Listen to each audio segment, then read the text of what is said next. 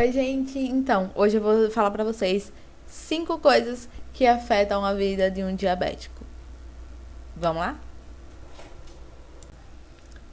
O que a gente vai falar hoje? A gente vai falar de um assunto meio não. Ele é importante ser dito porque eu vejo que pessoas ainda acham que é frescura de quem tem diabetes. Primeiro eu vou explicar pra vocês o que é diabetes, depois eu vou dizer pra vocês as 5 coisas que são importantes vocês saberem que pode ter em um diabético ou não. Vamos lá. Vamos saber o que é diabetes? Então vamos lá.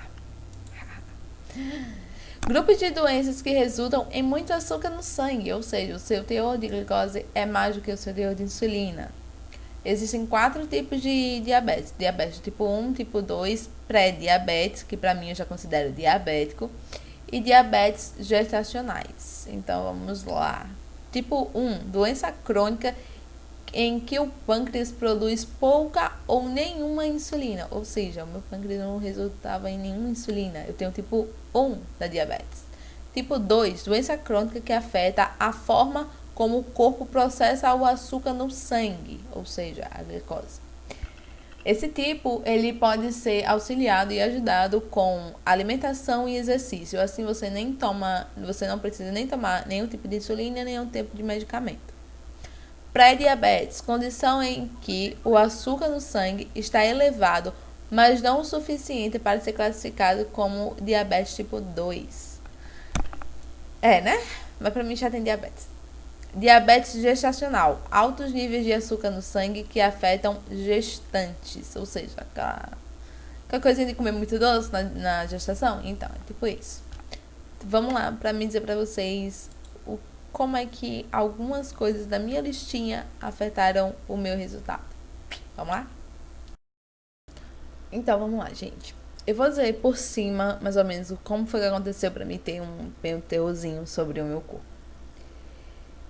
Com 17 anos, eu tive a minha primeira relação séria. Comecei a namorar com uma pessoa, com um menino, e depois de 6 meses, a gente terminou. E a atual dele chegou pra mim e falou assim: Nossa, sabe por que tal pessoa terminou com você? Aí eu fiz: Não, por que ele terminou comigo? Mesmo sabendo já o motivo, que não era aquele que ela tinha dito. Porque você tá gorda, você parece um botijão. E aquilo afetou muito o meu psicológico. Pessoas dizendo pra mim que eu tava gorda. Não era a primeira pessoa que tinha falado aquilo pra mim. E eu só tinha 45 quilos. Então aquilo afetou bastante. Aquilo afetou bastante. Fez um terrorzinho na minha cabeça. E minha mãe dizia: Não, você não tá gorda, não, você tá linda. Não sei o quê. E realmente eu estava bonita. Só que quando pessoas começam a falar sobre o seu corpo, começam a falar sobre você, aquilo atinge muito o seu psicológico. E foi o que me levou a fazer. A fazer não. Até a segunda coisa. A segunda coisa que me fez o meu corpo ficar uma sanfona foi a minha falta de apetite. Eu mesma botei na minha cabeça que eu estava gorda e algumas pessoas também colocaram isso. E o que foi que fez eu fazer? Eu comecei a parar pouquinho em pouquinho de comer. Eu acabei resultando comendo só apenas uma concha de caldo de feijão, ou às vezes eu botava uns feijãozinhos a mais quando eu tava de boa comigo mesma, e 2 colheres de arroz. Era isso ou um copo de suco. Poucas vezes eu cheguei a comer os dois juntos e um pedacinho pequeno de carne com um copo de suco, porque eu almoçava ou com a minha família, jantava com a minha família ou alguma coisa ou outra. Então, meio que isso levou a eu ter a brilhante ideia de diminuir o meu peso. Em 2 semanas eu estava com 35 quilos. Ou seja, eu baixei 10 quilinhos em 2 semanas. Foi muita coisa? Foi. Resultou em muita bosta? Sim. Né? Mas algumas coisas passaram, pessoas vieram falar comigo, falaram, e eu parei e travei. Porque eu olhei pra mim mesma, tipo, eu me sentia a Gisele Bündchen. Antes de muita gente que vinha começar a conversar comigo, eu me sentia muito a Gisele Bündchen. Porque eu tava com um corpinho, pra mim eu tava com um corpinho lindo, só que eu tava parecendo a Tauba. Parecendo uma Tauba ridícula, necessariamente, né? Então começou aquilo, pá, pá, pá, pá, pá, todo mundo falando comigo e eu, não, é a história do povo. O povo tá lá pouco se lascando pra mim. E até a minha mãe chegou pra mim, conversou comigo, meu padrinho veio até a mim, falou comigo, minha família, e eu fui pro hospital. Depois de tudo isso acontecer, do terror psicológico acontecer, do meu problema de falta de apetite e outros probleminhas que envolveram, eu tive intestino preso. Isa, você teve intestino preso? Tive, que já disseram pra mim e perguntaram várias vezes na mesma semana que eu estava com esse problema, que não foi só uma semana, foram quase um mês com esse problema. Eu meio que me intitularam que eu era uma grávida, porque minha barriga estava realmente com um tamanho de gravidez. Fizeram ultrassom em mim para saber se eu estava grávida, fizeram vários exames e a médica falou: não, ela só está com o intestino preso. E eu comecei a fazer um tratamento. Eu fiz o tratamento, passou um tempo, eu consegui defecar normalmente. Isso tudo só por causa daquela coisa linda lá do comecinho que eu falei pra vocês, das pessoas falando de mim e eu botei na minha cabeça que eu tava muito gorda. Então, isso foi só um dos problemas. O terceiro problema vai ser pior ainda, meu amor. Você pode ter certeza disso. Juntando com intestino preso, veio a linda e maravilhosa gastrite. Eu descobri que eu tinha gastrite nesse mesmo ano. Foi quando eu comecei a ficar nervosa demais e começar a ter a gastrite, a famosa gastrite nervosa.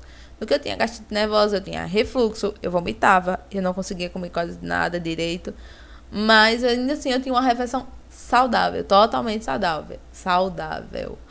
Arroz, feijão, carne, verdura, suco, às vezes um refrigerantezinho ali, outro aqui, um pedacinho de bolo quando minha costa estava muito baixa. Então, era aquilo.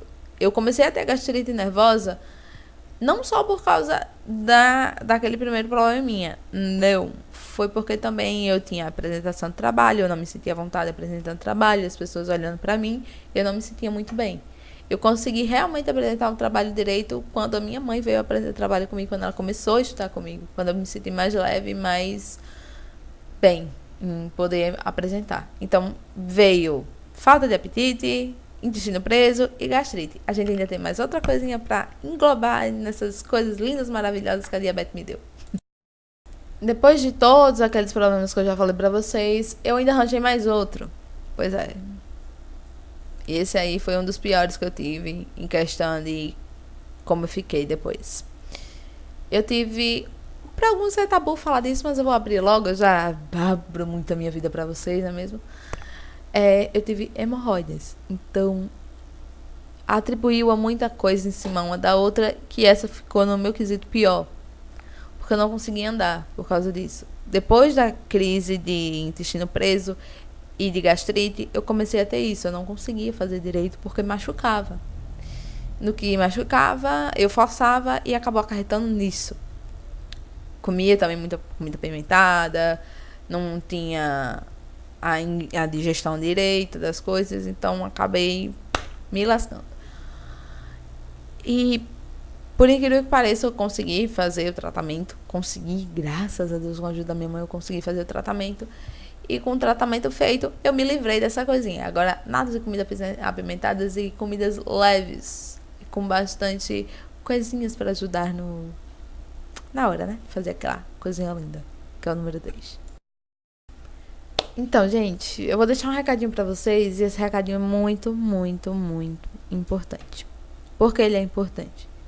Porque eu quero que vocês, que têm amigos que têm diabetes, ou amigos que têm com problemas assim como a gente tem, que engordam com facilidade, por favor, parem de perguntar: ai, nossa, como você tá gordinho, ai, como você tá inchado, ai, como você tá isso, ai, como você tá aquilo, nossa, você tá parecendo uma baleia, nossa, você tá parecendo isso, nossa, você tá parecendo aquilo. Gente, isso faz mal.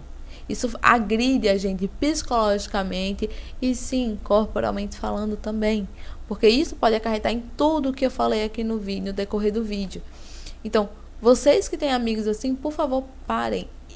Pode para alguns parecer frescura, mas não é.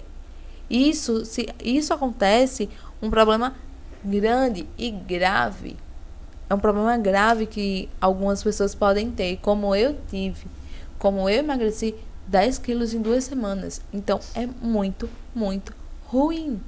Você passar por isso é muito chato. Eu quero que vocês abram o ouvido de vocês e escutem de novo o vídeo que eu fiz essa semana.